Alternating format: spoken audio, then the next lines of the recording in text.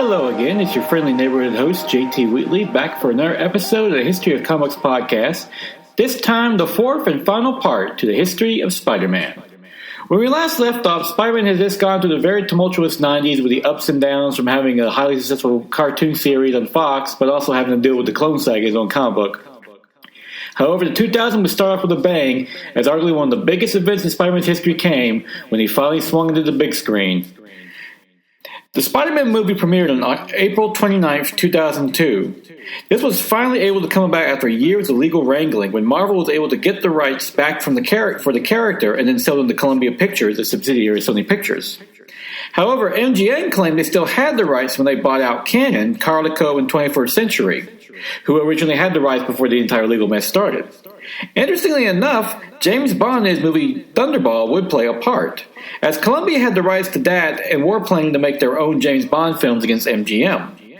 Thus, on March 1999, the two studios reached a deal where Columbia relinquished their rights to James Bond, while MGM gave up Spider-Man. With Spider's rights now free and clear, Columbia went full force into finally making a movie franchise. Numerous directors were considered, from Chris Columbus to David Fincher, before Sam Raimi, the director of Evil Dead and Darkman, was hired in 2000. The script was polished by writer David Coop, the writer of Jurassic Park and Mission Impossible, paring down the numerous treatments to just one villain, the Green Goblin. Tobey Maguire was cast as Peter Parker's Spider-Man, while the film also starred William Dafoe as Norman Osborn, the Green Goblin, Kristen Dunst as Mary Jane, and James Franco as Harry Osborn. For the modern update, the Spider was now genetically engineered over being nuclear-powered, and he now had organic web shooters, which angered some fans early on, even calling for Raimi to be fired before the movie even started filming. Sam Raimi, despite his horror background, would be an inspired choice for Spider-Man, being a longtime comic book fan, citing Superman the movie, at least the first hour and a half, as one of the best superhero films ever made. Patty Jenkins later did the same thing for her own 2017 Wonder Woman film. Filming began in January 2001 in New York City for specific locations such as Queens and Forest Hills, Spider-Man's hometown, while legendary visual effects artist John Dykstra, one of the original founders of Industrial Light and Magic and essentially the guy who made the lightsaber, was hired to bring Spider-Man to life. For the most part, filming went smoothly, with the only hiccup being a teaser released in summer 2001 depicting bank robbers escaping in a helicopter before being caught in the web between the World Trade Center. However, after the events of September 11th, the teaser was pulled with the orders to have the films destroyed. Though having worked in a movie theater, I know more than a few people that kept that film for posterity. It opened at a record-setting $100 million opening weekend, eventually grossing $800 million worldwide. The film's story faithfully retold Spider-Man's origin, along with the Green Goblins, who in their alter egos develop a father-son bond, as Peter is also best friends with Norman's son, Harry Osborn. Reception was positive among fans and critics alike, especially William Dafoe's performance as Norman Osborn, the Green Goblin, though more than a few didn't like his costume, while also wishing the action was a little better. However, Spider-Man finally made its official movie debut, and it will only get better from there. With such success, a sequel was greenlit for a 2004 release, with Alfred Molina hired to play Dr. Octopus. This time, the story focused on Peter Parker struggling to balance his personal life with being Spider-Man, pining for Mary Jane while also dealing with the new villain, Dr. Octopus. Once again, Sam Raimi crafted a personal story, this time having Peter become friends with Dr. Octavius before he made his villainous turn, while also upping the action quotient. The fight between Spider-Man and Doc Ock on a metro train is a standout in superhero action films. Raimi even brought in some of his Trey Park horror vibes, with the scene of Dr. Octopus's arms coming to life in a hospital for the first time, feeling something out of the Evil Dead. It would open to $85 million, eventually grow to $780 million worldwide, along with being one of the most acclaimed films of the year. To date, Spider-Man 2 is still ranked as one of the best comic book movies ever made. Naturally, another sequel was greenlit, with Spider-Man 3 released on May 4th, 2007, this time dealing with the black symbiote suit and introducing Venom, played by Topher Grace, along with Sandman, played by Thomas Hayden Church, while Harry Osborn stepped into the role of the Green Goblin. However, this will be the darkest film with mixed fan reaction, many complaining it was trying to do too much with too many villains. As a result, few of them got the screen time they needed, and many fans were upset with how Venom was treated, particularly Grace's casting. Despite that, the film grossed $890 million worldwide, but this would represent the end of the Sam Raimi-Tobey Maguire run on Spider-Man. There were plans to make up to Spider-Man 6, with Raimi expressing interest in finally doing The Lizard, as Dr. Kurt Connors had been set up since the first movie, played by actor Dylan Baker. There was even talk of bringing in John Malkovich to play the Vulture, while Anne Hathaway would play Felicia Hardy, the Black Cat. Ironically, she would play Selena Kyle / Catwoman in 2012's The Dark Knight Rises. However, difficulties with the studio forced Raimi to leave the films altogether on January 2010, leading Sony to announce the franchise would be rebooted. It did have a huge merchandising tie-in, with both Spider-Man and Spider-Man 2 getting video games. New York City was also made April 30th to May 6th Spider-Man Week, tying in with the American History Museum, Bronx Zoo, and the New York Public Library, where Uncle Ben is shot in the comics. Back on TV, Spidey got another cartoon with Spider-Man, The New Animated Adventures, on July 11th of 2003 from MTV, which Brian Michael Bendis executive produced, with Neil Patrick Harris voicing Spider-Man while Lisa Loeb voiced Mary Jane. CGI cel shading was used to give the show its unique look, and it received positive reviews for the most part, even being nominated for an Annie Award in 2004. However, it only lasted till September 12th for 13 episodes. And a fun note, Bendis nearly quit the show while in development, with one of the MTV executives questioning why he had to be based on a spider, despite literally decades of success doing that. 5 years later, another cartoon would premiere on March 8, 2008, when the Kids WB launched the Spectacular Spider-Man series, set during Peter Parker's high school years, and mostly inspired by the run of Stan Lee and John Romita Sr., though it did take material from the films and other comic stories as well. The series would run for 2 seasons for a total of 26 episodes, with the second season running on Disney XD, as at this point Disney had bought Marvel outright and was incorporating their properties under their channels. Despite this high acclaim, the Spectacular Spider-Man would end up on a blunt cliffhanger, as producer Greg Weisman was planning a 65-episode run, including follow-up movies going to Peter's college years and eventually marrying Mary Jane. However, on April 13th, 2010, Disney announced a new cartoon series for Disney XD's Ultimate Spider-Man, which will replace Spectacular. Ultimate Spider-Man will premiere on Disney XD from April 1st, 2012 and run to January 7th, 2017 for a total of 104 episodes. Loosely based on the Ultimate Spider-Man comic series, it even had Brian Michael Bendis help with the writing. Despite its long run, the series would receive mixed reception from critics and fans due to its rapid-fire but inconsistent tone. It didn't help this was a series that replaced Spectacular, which many still view as one of the best Spider-Man cartoons ever. Around this same time, collectible products were added to the ever-growing lineup of Spidey merchandise with Diamond and Sideshow. And previously, in 2002, Toy Biz launched a Spider-Man and Friends line by Playwell, along with a license with Lego Toys in 2003. However, on January 2006, Marvel signed an exclusive deal with Hasbro, which continued with the HeroClix and Kubrick's lines.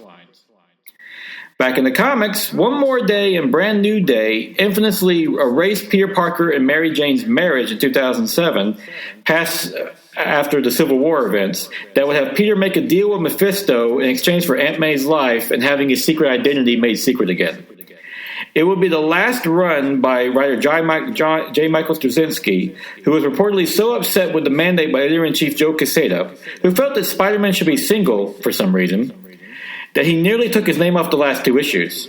Nevertheless, the retcon was done. Spider-Man was single again, with his identity now secret. However, his personal life will continue to evolve, with J. Jonah Jameson becoming mayor of New York City in Amazing Spider-Man number 591 on June of 2008, while his estranged father, J. Jonah Sr., married Aunt May in Amazing Spider-Man number 600 in September of 2009, making the wonderful irony of J. Jonah, despite him not knowing, being related to Spider-Man by marriage. Then in 2010, Spider-Man made the jump to musicals by director Julie Taymor, with the music from Bono and The Edge from the band U2, along with a reported budget of $75 million, the largest for a Broadway production to date. This shouldn't be too surprising, as has been mentioned in previous episodes. Both Superman and Charlie Brown have had musical adaptations before Our Favorite Wall Crawler. The production would be infamous for its numerous cast injuries and technical difficulties, while it was critically panned as well. Though it did receive some Tony nominations for technical awards, it will eventually fail, costing its investors $60 million. To date, it remains a recurring joke throughout pop culture, even in Spider-Man. For example, in the Ultimate Capcom vs. Marvel 3 video game, Deadpool tells Spider-Man he's going to rough him up like a Broadway musical. Back in the comics, Spider-Man continued to evolve, dealing with a new villain in Mr. Negative, along with the Spider Island story in which a revived Jackal gave most of New York City spider powers. An even darker story was when Dr. Octopus switched minds with Spider-Man for a period of time, becoming the superior Spider-Man, though he eventually returned to normal with Amazing Spider-Man number 800.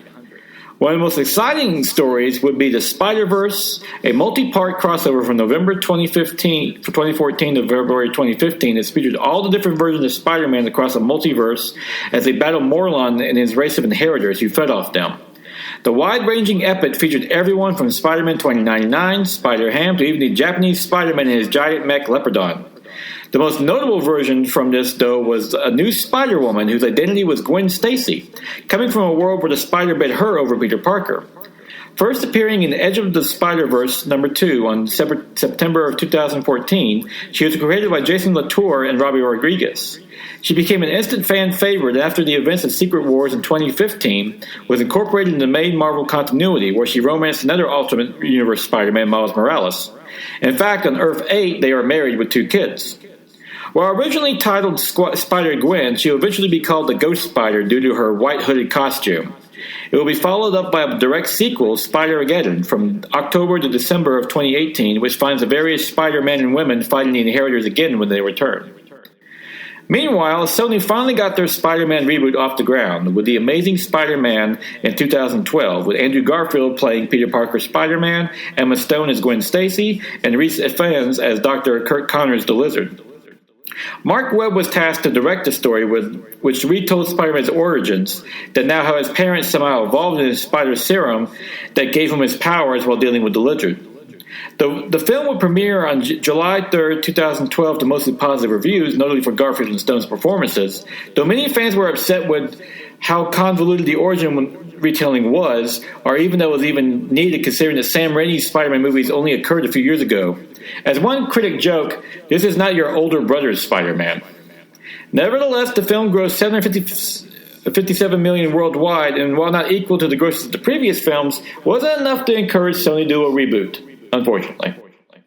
The Amazing Spider-Man 2 premiered on May 2nd, 2014, with Andrew Garfield and Emma Stone returning as Spider-Man and Gwen Stacy, while Dean DeHaan was added as Harry Osborn and Jamie Foxx played Electro. Mark Webb also returned to direct, this time with a story about Spider-Man now having to deal with Electro, while Harry Osborn seeks his blood for a cure to a terminal disease he inherited from his father, Norman Osborn. The film received mixed reviews due to its convoluted storyline and rushed action, along with screwing up one of the most iconic moments of comics with the death of Gwen Stacy. As a result, the film only grossed $709 million worldwide, less than the first, and with a reported budget of $300 million was barely enough to break even for Sony.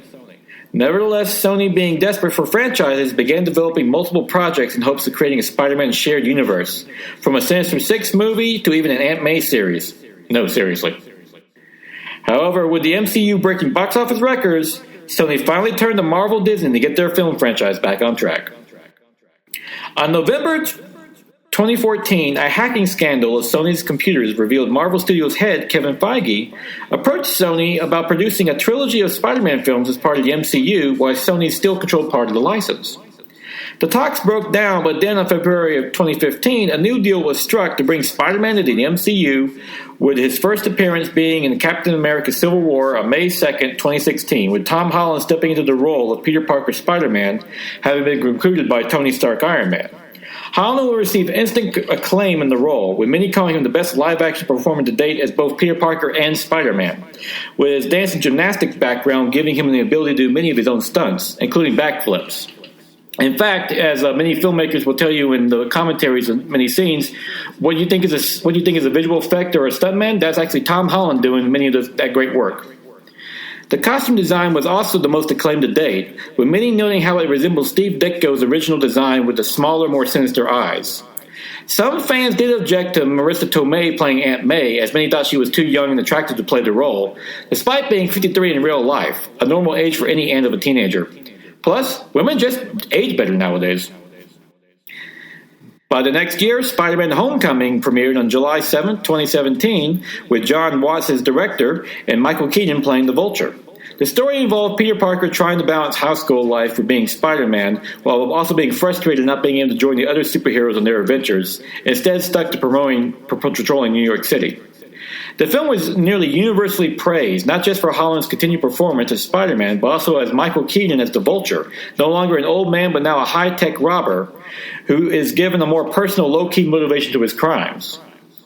One controversy with the film was the casting of Zendaya as MJ, with many objecting to a black actress playing the character, though Stan Lee reportedly even approved of her casting and has stated if he had created the Marvel characters today, they would be more ethnically and racially diverse. However, this controversy was muted when it was revealed that Zendaya's MJ is named Michelle, not Mary Jane, thus still leaving room for the original character from the comic books to appear. However, if a woman as beautiful as Zendaya was to knock on any man's door in the state, face the tiger, you would hit the jackpot, I'm pretty sure most, if not all, would agree. Box office-wise, Spider-Man Homecoming brought in $880 million worldwide, a nice rebound from the not-so-amazing reboot, and Tom Holland would appear as Spider-Man again in Avengers Infinity War and Avengers Endgame. This July 2nd, 2019, a sequel, Spider-Man Far From Home, will premiere, featuring Spider-Man teaming up with Nick Fury while on an overseas school trip, where he also meets Mysterio, played by Jake Gyllenhaal. However, with this success in the MCU, Sony still retained the rights to Spider-Man along with the characters connected to him. As a result of this recent success, Sony released Venom, directed by Ruben Fleischer, on October 5, 2018, which gave the origin to symbiote bonding with Eddie Brock, played by Tom Hardy. However, it didn't involve Spider-Man, though the mid-credits scene did have Brock sitting down to interview Cletus Cassidy, hinting at Carnage appearing in the sequel. While critically panned, many admitted it was a good time, though not necessarily a good movie, and it did gross $855 million worldwide, guaranteeing a sequel, which is tentatively set for a release in 2020. With the movies revived, it was only natural that the Spider-Man video games would follow as well, as one had not been released since 2014, which tied into the Amazing Spider-Man 2 movie, which, like the movie, was negatively received. However, this will be a completely original open-world game from Insomniac Games, the acclaimed studio who previously created the classic Spyro, Ratchet & Clank, and Sunset Overdrive games, the latter whose mechanics would be key in crafting the Spider-Man game. The game has you playing as Peter Parker, Spider-Man, voiced by Yuri Lowenthal, who is working as a research assistant to Dr. Octavius, voiced by William Sayles, while fighting various villains throughout the city. He is assisted by Mary Jane Watson, voiced by Laura Bailey, who is a Daily Bugle reporter, along with an NYPD Captain Yuri Watanabe, voiced by Tara Platt. Released on September 7, 2018 for the PS4 console, the game was a huge success and highly acclaimed for its open-world setting and the ability to swing and fight like Spider-Man. The one downside with the MJ levels, which you had your player in stealth missions, which many players considered a drag. Overall, the game received instant comparisons to the Batman Arkham Asylum games as one of the best comic book video games of all time.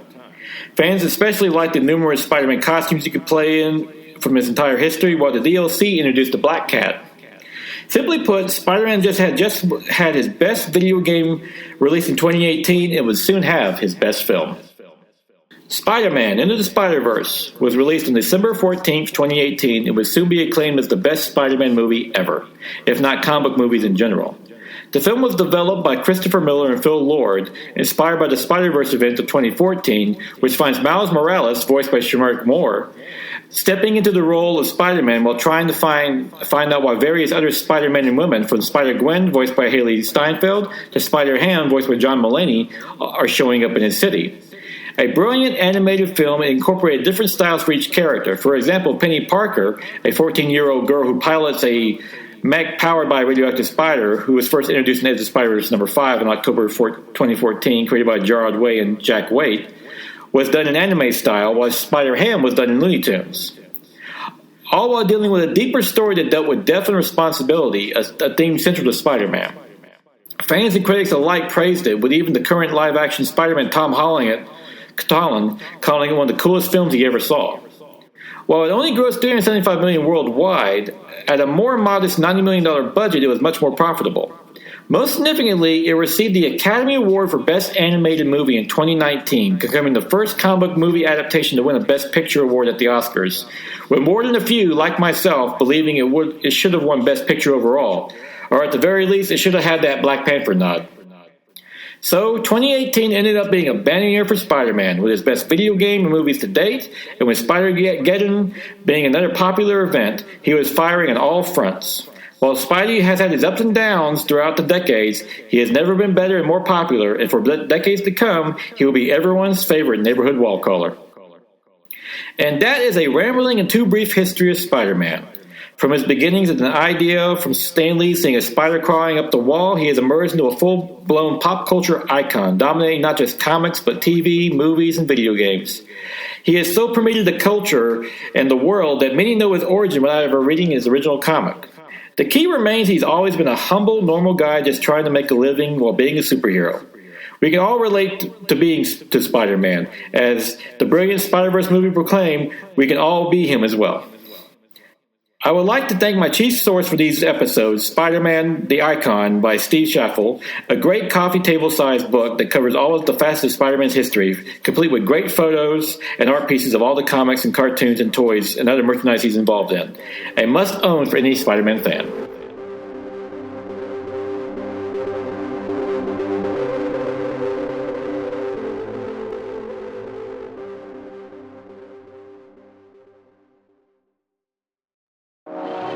Look, we gotta talk. Yeah, Thunder Talk. We're going all kinds of sideways with that sweet nerd junk. Woke nerd junk. It's topical. Political. Dare I say radical. We've got all your latest news and reviews. Hot music. And a whole lot of comedy. But it ain't for kids. Definitely mature content. So let's talk. Let's talk Thunder Talk. Thunder Talk is a proud member of the ESO Network. And now it is August 22nd, 2024, time for the favorite comic of the week. Wonder Woman number 12 by Tom King, Tony S. Daniel, and Belena Ortega, which is another great series that ties in with the overall Absolute Power event that finds Wonder Woman and Damian Wayne / Robin teaming up to interrogate Captain Boomerang and find out where the prison is that Amanda Waller is holding all their superpowered friends. This is the opening story is great, but also has once again a great backup story in which her daughter, Wonder Woman's daughter Trinity, goes off with her brothers, Jonathan Kent, the Superman's son, and Damian Wayne, Batman's son, on a space mission, only to be trapped on a spaceship for 72 days, and being siblings, they drive each other crazy. Both stories are fantastic. The first one really ties into the Absolute Power story with them, like I said, trying to find the prison that's holding all their superpowered friends. And plus, it actually builds on Wonder Woman and Damian Wayne's almost aunt-nephew relationship, and they do really care and respect each other, which does pay off, of course, the backup story with how Damian treats his, he calls his younger sister, Trinity, Wonder Woman's daughter. And it's, just a great read in general, and really it also demonstrates that Wonder Woman believes in love while Damian believes in fear, though they both kind of understand each other much better towards the end. But that backup issue is hilarious because as someone with siblings, and we're all adults and have full lives, you get us together, we fall apart and turn into children again, and that's no different in this group. I mean, seeing Trinity, Damian, and Jonathan just proceed to hate each other because they're stuck in the same ship for so long, and they're arguing over the toilet seat, who snores, is utterly hilarious. Great art by Ortega, who has this nice cartoony style, still very realistic, but it's almost manga-like in the way it's done, because it has these great expressive faces and eyes. It works perfectly for the humor. Great read overall, highly recommended. And I won't lie, I was very tempted to put Ultimate Spider-Man number 8 in the tie-in finally with the last episode of this archive of History of Spider-Man. But Tom King and company hit it out of the park. And while his series Wonder Woman has been up and down, at least the main storyline, his backups with Belena Ortega, fantastic. And I can't wait to see more of Trinity, my new favorite DC hero so far. And with that, we'll conclude with this reposting of the Archives History of Spider-Man. Join me again next week for likely another edition of the Archives. I'm still hard at work on, I'm about to complete what's a big multi-parter on, might be close to getting those 10 episodes for a new season pretty soon. We'll see. I've become a bit too much of a perfectionist. I don't know, of course, life gets in the way, but still enjoying it, putting this stuff out there as long as I want to. But till then. But next week probably might be something with another comic book holiday coming up next week. If those are familiar with the calendar, check it out. You'll probably guess what it's going to be about. But until then, go out and enjoy a good comic book. And if you can, definitely check out Wonder Woman because up and down. But those backup features with her daughter Trinity, must reads.